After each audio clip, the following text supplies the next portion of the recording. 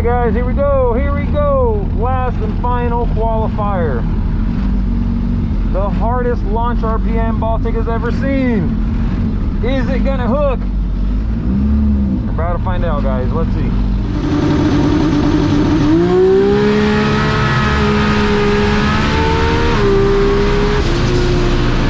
Let's go! Oh man, I know what happened. Oh no. Oh no. Oh no, I think I heard it. Oh crap. Race family, I did something stupid.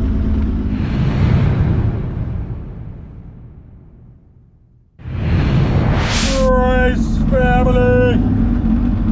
Guys, welcome to day 2 at this Orlando event. They just called Heavy Street, so I'm driving to the front. This will be our 3rd qualifier. We went a 479, a 461, and now we're gonna go again.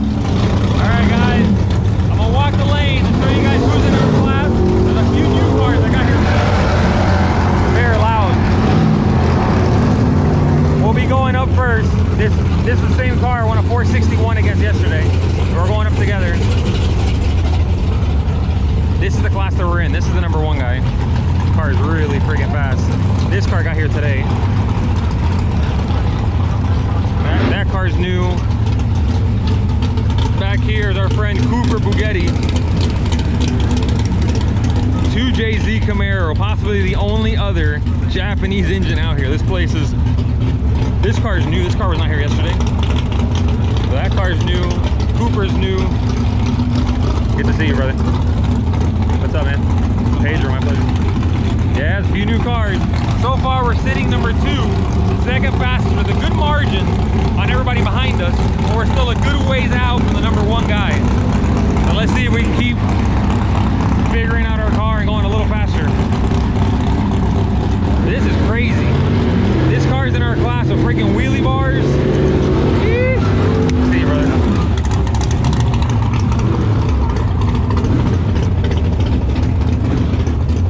That thing looks crazy, guys.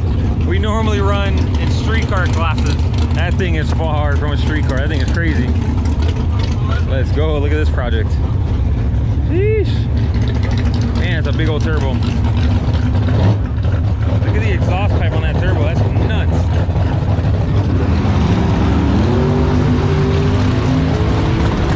I have my bottle heater on, but it's so hot, don't even need it. The whole race family shoot today, baby. I got my wife, little rider, my nephew, my daughter, my mom came out to support. I got my sister, my other little nephew, my brother-in-law's on this side. Let's go. Let's see what happens. It looks like they're going through the track now, cleaning it up a little bit. Let's see if we can hook this up. If we hook up now, it's gonna give me a lot of confidence to turn it up more later. This is like the worst time of the day. Even if we spin now, I'm sure it'll take the same exact tune-up later today. Yeah,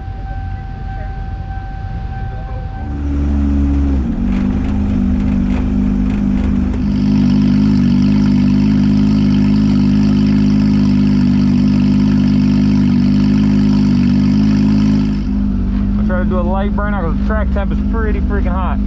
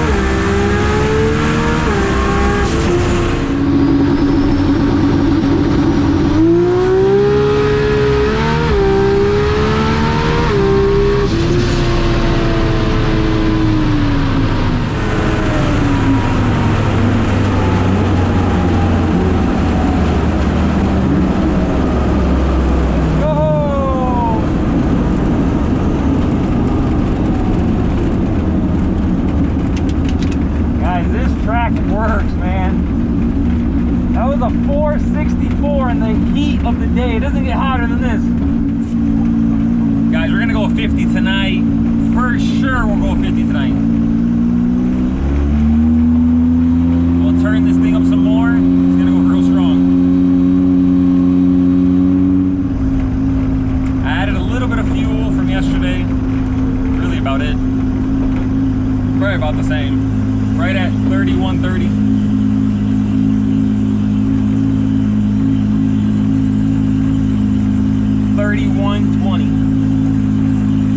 We're good.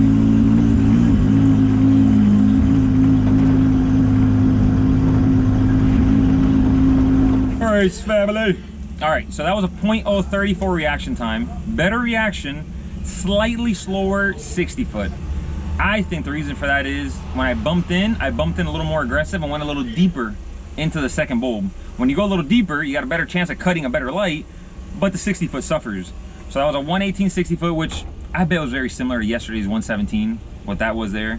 But an awesome light. That was a 464 at 154 mile an hour. So we lost like 3 mile an hour. That's gotta be just a pure heat, because this is the same exact tune-up, but it's just way hotter now than it was last night.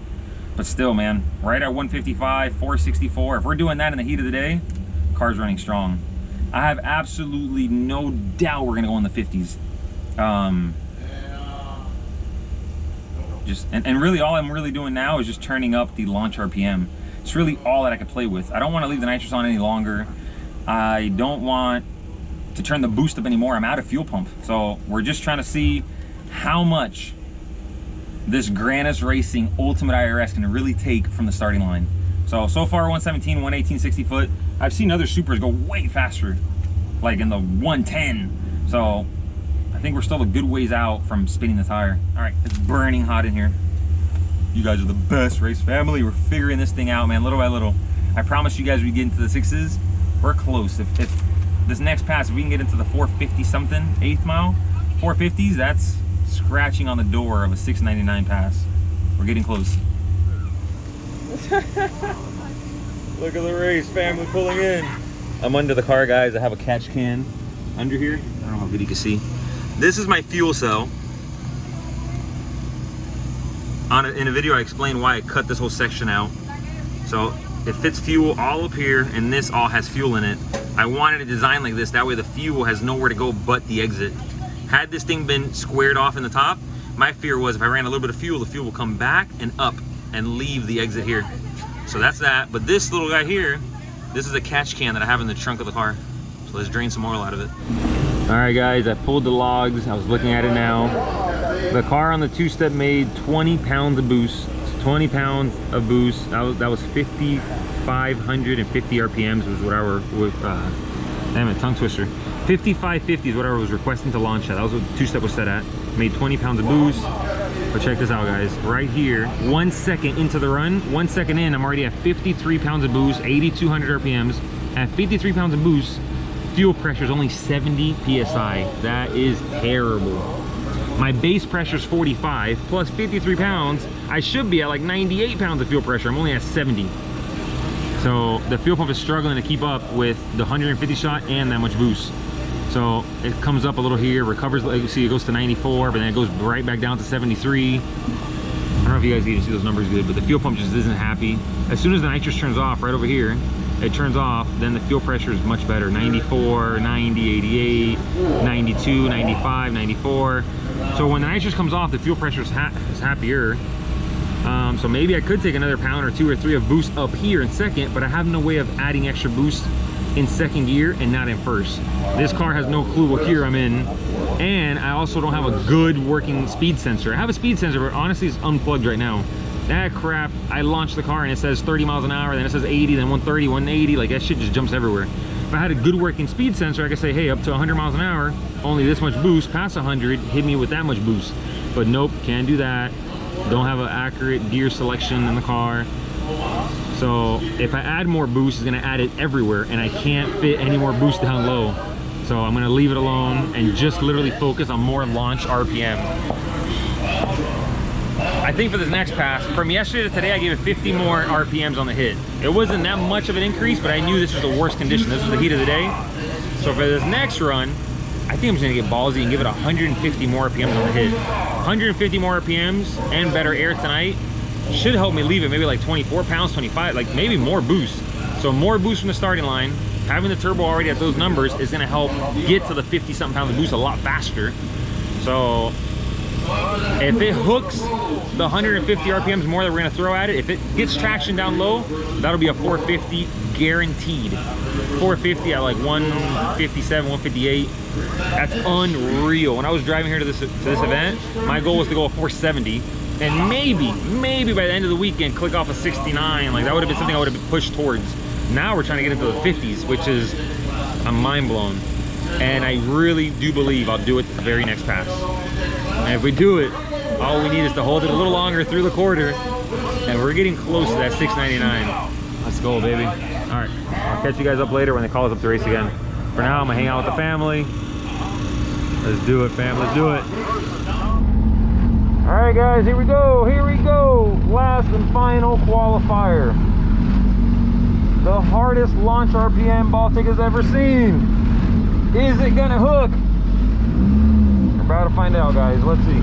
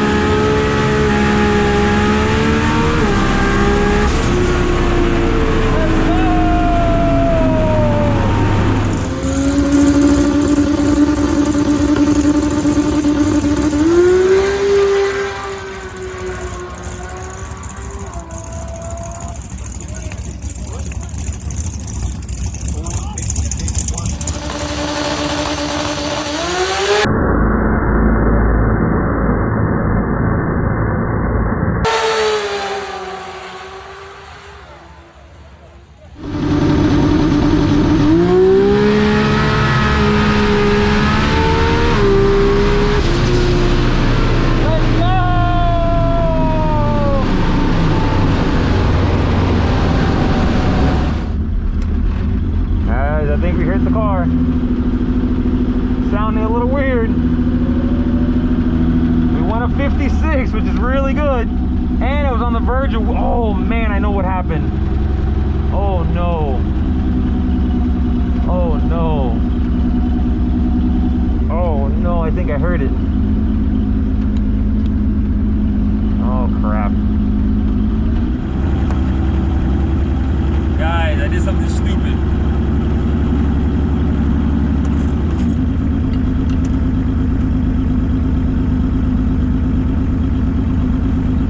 Car was wanting a wheelie. It was starting to come up on me a little bit, it felt like, so I shifted second sooner. Sounding bad. I shifted second too early, which would have meant the spray stayed on in second gear as well. Ah, that's not good.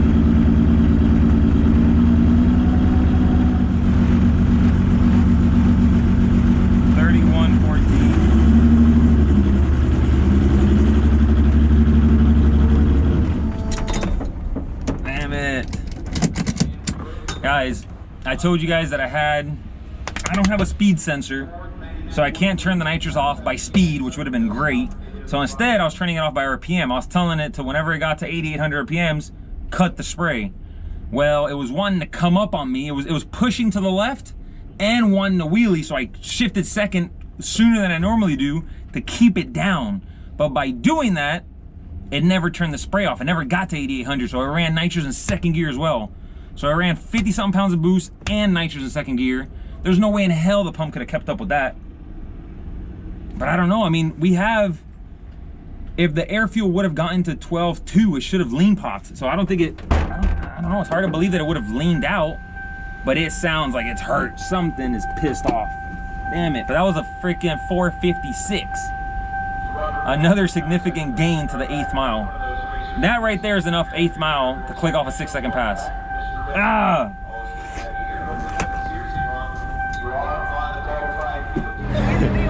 Race family, don't you guys at home worry about nothing. I called Lance and I said, Lance, this is what happened. I shifted too early. I thought the car was gonna wheelie, shifted too early. Nitrous definitely stayed on in second gear. I definitely heard it. Hopefully it's just a plug, but something may have gotten hurt.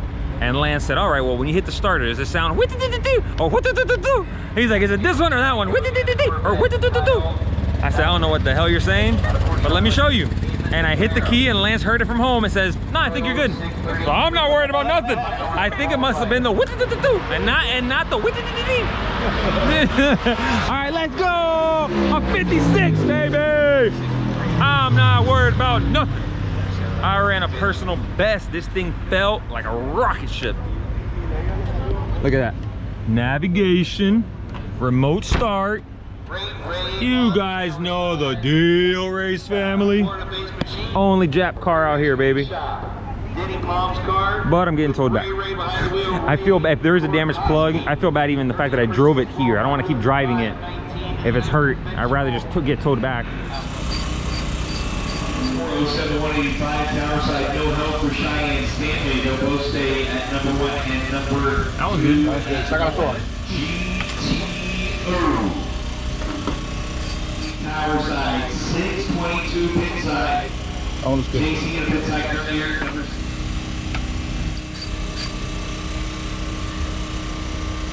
That one's got water in it. You think?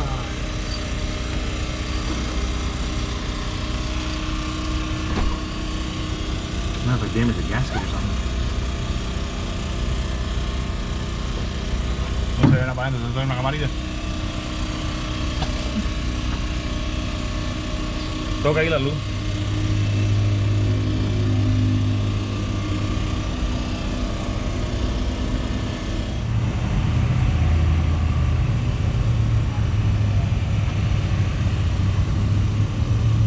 I feared the car would have ran out of fuel pump, and surprisingly, the nitrous did stay on all of first gear. I clicked second gear sooner than I normally do. I felt the car was pushing towards the wall. I felt it coming up some, so I reached for second gear a lot sooner and calmed things back down. And that left the nitrous on. So that was 150 shot extra in second gear. We hadn't been running all weekend long. And the nitrous actually made additional load and made more boost in second gear. So we were running 54, 55. I was requesting 54 pounds the prior runs, and I did that one was the same, 54 pounds, and it was normally making like 54, maybe touching 55.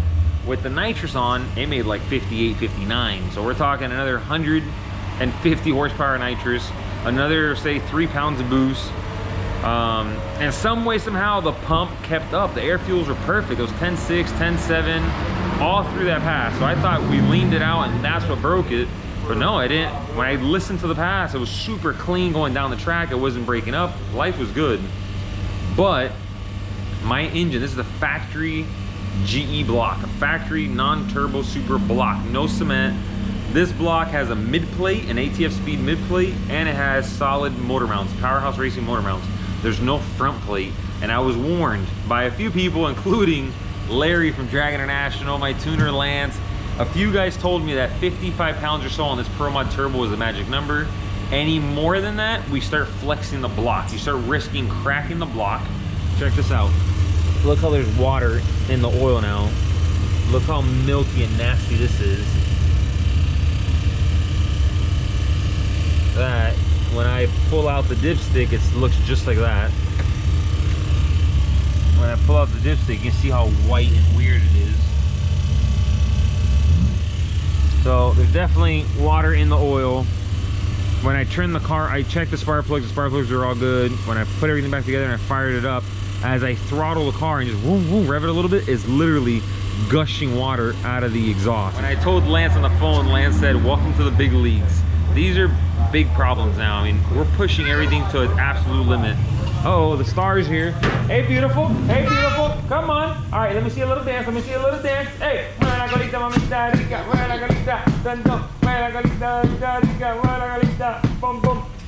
Race family. You guys always say how positive we are. Man, listen, we're doing what we love. If I'm going to be out here frowning and being upset when things don't go great, eliminations tomorrow would have been fun. And like I mentioned a minute ago, I didn't really turn the car up. All I did was a little more launch RPM. My intentions was not to hurt it. My intentions were not to, I wasn't intentionally trying to leave the spray on. I wasn't intentionally trying to give it the extra 3 or 4 pounds of boost, but I shifted prematurely. I should have had a better way to turn the nitros off, but I don't have a speed sensor. I don't have, my car is very basic. I need more sensors, I need more data, I need more things to keep this program alive and running. But we live and we learn. It was, what we did today was very promising, man.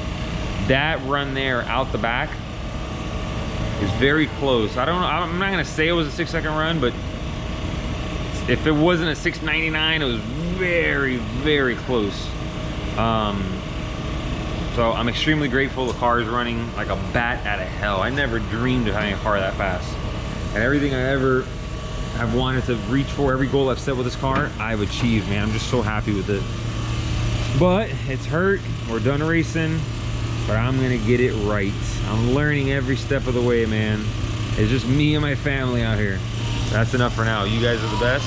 I'll catch you guys in the next upload. Later, guys. Race family. You guys always gotta get filled in on everything that happens. I'm here with Ryder. I'm here with my wife that's stressed out about our 2JZ.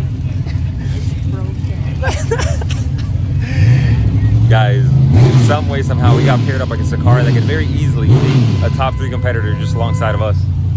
And our car's hurt. So we came up here thinking we had a broke bike. Instead, we get a solid competitor.